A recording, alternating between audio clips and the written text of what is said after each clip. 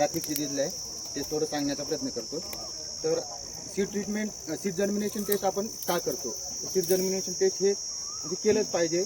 सुरुवातीला आपण शेतकरी भरपूर मेहनत करतो, जो ट्रॅक्टरने वगैरे सगळं काडी कचरा वेचणे, पण ते बियाणं जर त्यांनी उगवण क्षमता तपासली नाही तर त्याचा पूर्ण वाया जातो, खर्च वगैरे सीझन वाया जातो. त्यामुळं जरी बाजारातून जरी आपण बियाणं आणलं तरी ते सीड जर्मिनेशन टेस्ट केलं पाहिजे. तर आपण सुरुवातीला सीड जर्मिनेशन टेस्ट कोणत्या म्हणजे कोणती टेस्ट आहेत? ते 3 टेस्ट आहेत. त्यामध्ये आपण गोंडपाट पद्धत एक आहे, दुसरी पेपर पद्धत आणि तिसरी कुंडी पद्धत किंवा पेटी डिश पद्धत आहे. तर हे जे गोंडपाट पद्धत आहे ते सोयीस्कर आहे, सगळ्यांना परवडणारी आहे. तर हे गोंडपाट पद्धतीमध्ये आपण सुरुवातीला 10 लाईनी हे केल्या आहे. 100 बियाणं घ्यायचं आहे. 100 बियाणं घेताना जर पिशवीतलं बियाणं असेल तरी आपण मध्यभागी हात मूठ घेऊन असं काढायचं आहे.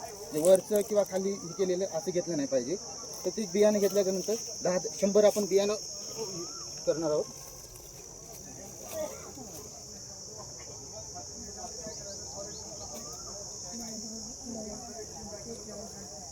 बाय 10 झाले का बघून घ्यायचं ना, तर काही वेळेस 9 लाईनी झाल्यासारखी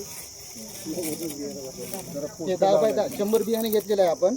तर आता सोयाबीनचं सीड जर्मिनेशन जो आहे, स्टँडर्ड जर्मिनेशन हे 70% आहे. तर आपण 70% बियाणं उगवते का हे चेक करायचं आहे. तर 100 बियापैकी जर 70 बिया उगवलं तर बियाणं हे पेरणी योग्य आहे म्हणून समजा. तर 70पेक्षा जर कमी उगवलं तर आपण त्याचं कसं वाढ केलं पाहिजे? तर 1% बियाणं जर कमी झालं तर त्याचं 500 ग्रामनं वाढवलं पाहिजे. तर असं आपण 70च्या ऐवजी 60पर्यंत जर आलं तर आपण म्हणजे 1% बियाणं कमी उगवलं तर 500 वाढवायचं बियाणं रेट, सीड रेटमध्ये. 2% कमी झालं तर 1 किलो वाढवायचं. असं हे करून आपण 60% आपण बियाणं वापरू शकतो. त्याच्यावर हे केलं तर वापरू शकत नाही. जे ऑइल सीड क्रॉप आहेत त्याचं जर्मिनेशन 70% आहे, जसं की सूर्यफूल, भुईमूग आणि सोयाबीन. बाकी जे सिरियल क्रॉप आहेत जसं की ज्वारी, बाजरी, याचं सीड जर्मिनेशन हे आहे ते 75% आहे.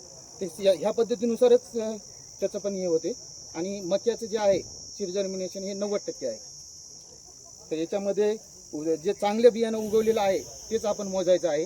जर एखादी हार्ड बियाणं असेल किंवा रोगट बियाणं, भेसळ बियाणं असेल ते साईडला काढलं पाहिजे आणि त्यानुसार आपण बघितलं पाहिजे. त्यानंतर आपलं सीड जर म्हणजे बियाणे बदल दर आहे तो सोयाबीनचा जो आहे ते 35% आहे. आता महाराष्ट्रामध्ये विचार केला तर आपण 40% बियाणं हे स्वतःचं वापरते शेतकरी आणि 60% बियाणे हे बाजारातून घ्यायचे. तर बियाणे बदल आणि